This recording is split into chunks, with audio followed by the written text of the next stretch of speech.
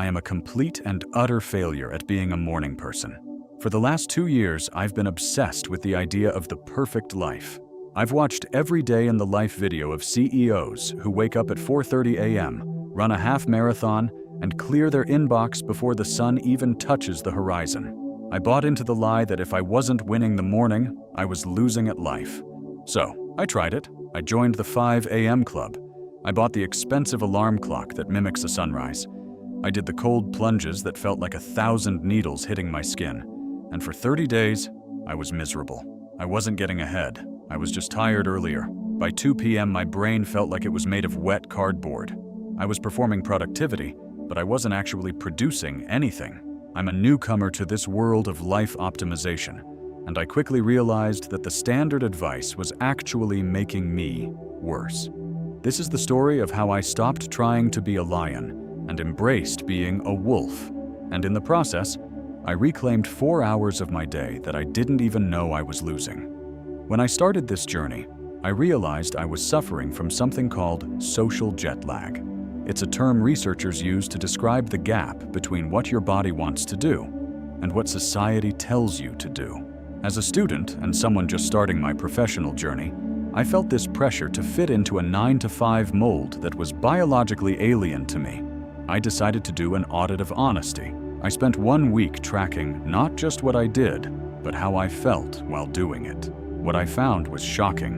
I was spending nearly 3 hours every morning in a state of sleep inertia. Because I was waking up during my biological mid-sleep phase, my brain was physically unable to clear out adenosine, the chemical that makes you feel groggy. I was sitting at my desk at 8 a.m., but I wasn't working. I was just staring at a screen, rereading the same email 4 times. That was my first major leak. The second leak was the afternoon slump. Because I was forcing myself to be awake so early, my energy would crater right when I actually needed it. I was losing another hour to fake work. You know, the kind of work where you organize your desktop icons or clean your keyboard because you don't have the mental capacity to actually think. Total time lost? 4 hours. Every single day. I was working 12 hours a day, but only getting 4 hours of actual results. I realized that time management is a scam. The real game is energy management. Since I'm new to this, I didn't have a coach or a high-end consultant. I just had Google and a lot of frustration. I stumbled upon the concept of chronotypes. Most of the world's productivity advice is written by lions, the natural early birds. But about 20% of us are wolves.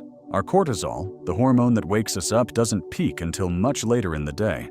Our brains aren't broken, they are just on a different shift. When I realized I was a wolf, I stopped the self-flagellation.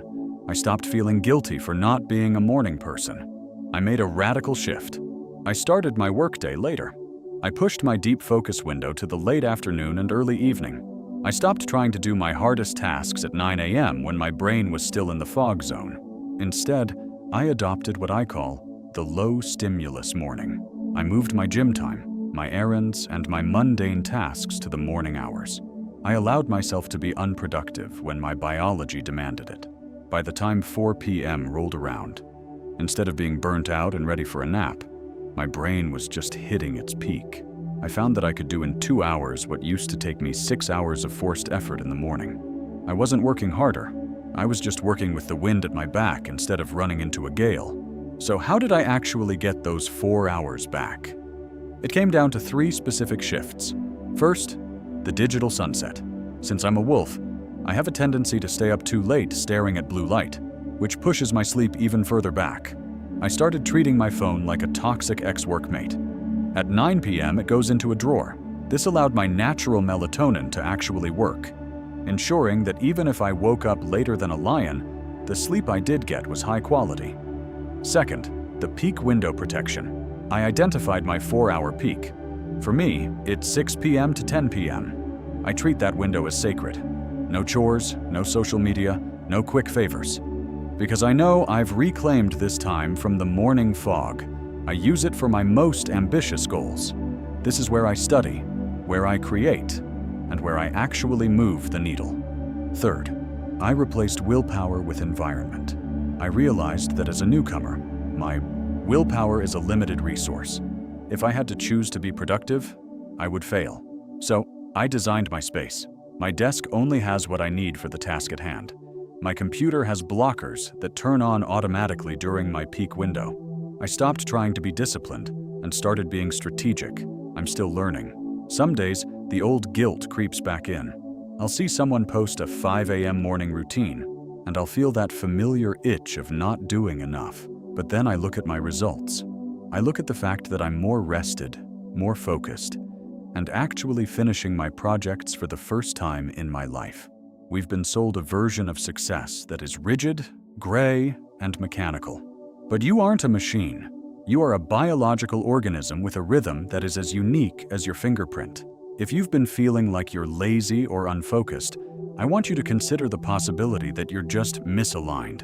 You don't need a new habit. You need a new understanding of who you already are. I'm just a guy in a green jacket trying to figure out how to live a better life without losing my mind.